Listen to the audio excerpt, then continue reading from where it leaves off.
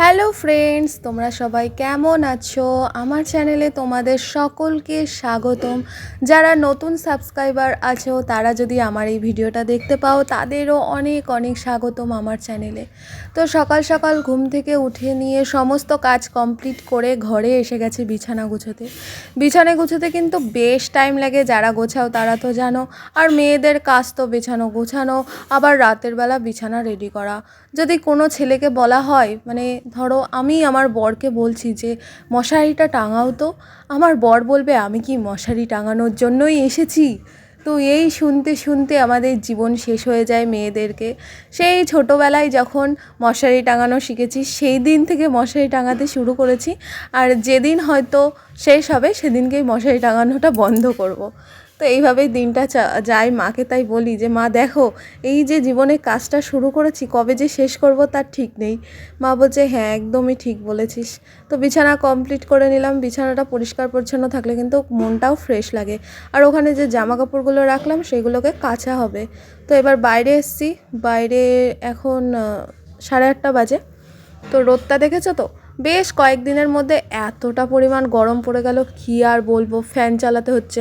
একটু একটু করে গরম বাড়ে, কিন্তু একবারে এক ধাক্কায় সেই 1 থেকে 100-তে পৌঁছে গেছে এরকম। আর সকালবেলা মা এদিকে প্রেশার কুকারে ভাত করেছিল, এদিকে ডিম ভাজা করেছিল। আর আগের দিন রাতের বেলা চপ নিয়ে এসেছিলো, চপটা খাওয়া হয়েছিল না, চপ আর পেঁয়াজিটা। তো মা কী করেছে, আলু দিয়ে তরকারি করে নিয়েছে। বেশ ভালো লাগছে, ওর সাথে ঘি দিয়ে খেয়ে নেবো। আর আগের দিনই তো একটা ছোট শর্টসে দেখেছো তোমরা যে জিলাপি পেঁয়াজি চপ সব একসাথে আমি বসে মুড়ির সাথে খাবো বলে ভাগ করছিলাম। তো সেই জিলাপি একটা ছিল, ওটা এখন আমি খাবো। আর এদিকে জামা কাপড়গুলো নেড়ে দিচ্ছি, কারণ দাদারা নার্সিংহোমে যাবে এখন। যেহেতু আমাদের বাড়িতে একটা ছোট সদস্য এসছে, আমার দাদার আর বৌদির ছোট্ট সদস্য, বুঝতেই পারছো আমাদের বাড়িতে এখন। তো পুজো আর্চা তো মোটামুটি বন্ধ 7 দিনের জন্য। তাই দেখো ফুল কত হয়েছে। আর খুব খারাপ লাগছিল যে দোল পূর্ণিমায় বাড়িতে পুজো করা যাচ্ছে না। তাই রাস্তায় বেরিয়েছিলাম, ঠাকুর যাচ্ছিল, তো ঠাকুরটারও একটু ক্লিপ নিয়ে নিয়েছিলাম। সবাই রং খেললো, এবছর আর আমাদের রং খেলা হলো না। খুশির খবরের জন্য মানুষ সমস্ত কিছুই করতে পারে, তাই না বলো তো? তো ঠিক আছে, রং খেলা দেখলাম, এটাই ভালো লাগছিল। বাড়ি এসে দেখি সানভি বুড়ির সাথে সবাই কথা বলছে। ওর কথাগুলো জাস্ট তোমরা শোনো। চোখটা দেখা যাচ্ছে শুধু। শোনো না, তুমি একটু ফোনটা দূরে রাখো, তোমার মুখ তুমি দেখতেই পাচ্ছি না। তোমার মুখ দেখতে পাচ্ছি না। ও নিজে নিজেই বকছে।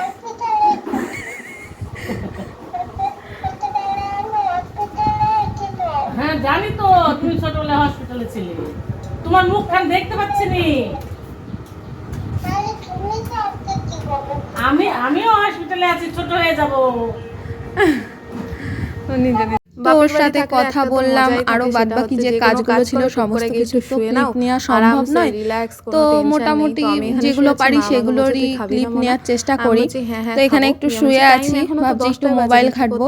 আর তখন এত গরম লাগছিল, মুখ চোখ দেখে বুঝতেই পারছো যে অবস্থা একদম কাহিল। এখানে মা যেগুলো রান্না করেছে এবার আমি সেগুলো নিয়ে খাওয়া দাওয়া করবো। আর মায়ের সাথে গল্প করছি যে দুপুরে কি রান্না করব এইগুলো। আবার দুপুরবেলা আমরাও যাব নার্সিংহোমে বৌদিকে দেখতে, বৌদি আর বাবুকে দেখতে। তো এখানে মাকে বলছি এই পনিরের তরকারিটা কি খাওয়া যাবে? মা বলছে না না খাস নে, এটা ওখানে রাখা ছিল, আলগা ছিল, ওর জন্য খেলাম না। আর এই যে ঘি, প্রেশার কুকারের ভাত অনেকেই বলবে যে খাওয়া ঠিক নয়, মোটা হয়ে যায়, কিন্তু মাঝে মধ্যে প্রেশার কুকারের ভাত খাওয়াটা খুব একটাও খারাপ নয়। এবার তুমি প্রেশার কুকারে ভাত খাও, ঘি খাও, সাথে শরীরে ব্যায়াম করো, তোমার কিচ্ছু হবে না। আর প্রথমত ফাস্টফুড বেশি খেও না। দেখতেই পারো তোমরা যে বাইরের ফাস্টফুড আমরা খাই না, মাঝে মধ্যে বাড়িতে একটু এগরোলটা বানাই। এগরোল আমার মনে হয় না যে বেশি ফ্যাট, তো একটা ডিম থাকে আর ওই হালকা তেলটা খাওয়া হয়। তো এখানে সমস্ত কিছু আমি এইভাবে মিক্স করে নিয়ে, কার কোন টেস্ট অত বুঝি না, একদম তাড়াতাড়ি সব মিক্স করে নিয়ে খেয়ে নিই। তো আমার মতন এইরকম হয়তো অনেকেই খাও। সেই ছোটোবেলায় মা যেভাবে খাওয়াতো ঠিক সেভাবে খাওয়াটা এখনও রয়ে গেছে। আর এইদিকে খাওয়া দাওয়া কমপ্লিট করে নিয়ে মা বসে বসে খাচ্ছে, আর আমি এদিকে আলু কাটছি, যেহেতু রুই মাছের ঝোল রান্না হবে।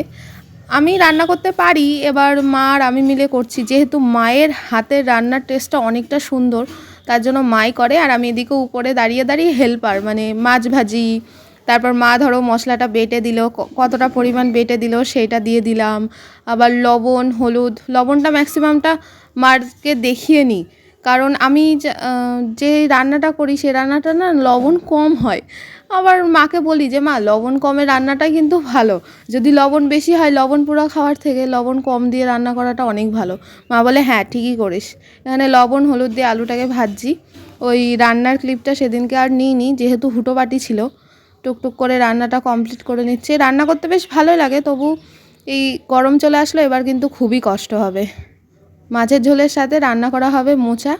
আমাদের মাঠে কলা গাছ আছে, কলা বাগান আছে, তোমরা তো দেখেছো ভিডিওতে। তো সেখান থেকে মা কালকে মোচা নিয়ে এসেছিলো, মা আর আমি দুজনা মিলে। তো এবার মোচার এই যে এই ছোটো ছোটো এইগুলো ছাড়ানো কিন্তু অনেক টাইম লাগে, আর এইগুলো সেদ্ধ হয় না। মোচার অনেকে পকোড়াও বানানো যায়, একদিন পকোড়ার রেসিপি দেওয়ার চেষ্টা করব। তো হসপিটালে গেছিলাম, মানে নার্সিংহোমে গেছিলাম, হসপিটাল বলে ফেলছি বারবার। এসে আমি চলে এসেছি, এদিকে মা হচ্ছে আসতে লেট করছে, আমাকে তাড়াতাড়ি পাঠিয়ে দিল। এসে নিয়ে বাড়িতে যা যা কাজ ছিল মোটামুটি সেগুলো কমপ্লিট করলাম এইদিকে। তো এখানে বাসনটা মেজে নিচ্ছি রাতের বেলা। বাসন মাজা বাইরেই করি, ভেতরে করি না। তো কেমন লাগলো জানিও ব্লগটা, টাটা।